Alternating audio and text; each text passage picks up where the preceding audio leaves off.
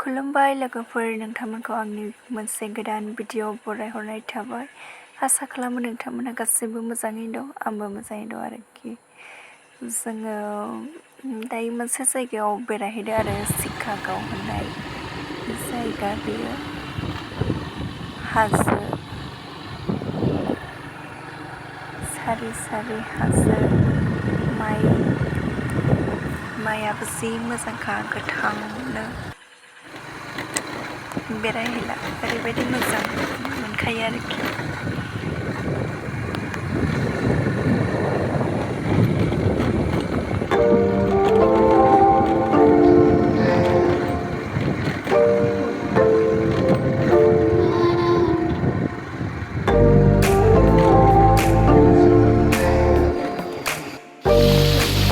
हाजोनिफ्राय मोनसे दै जा गुसु दैया।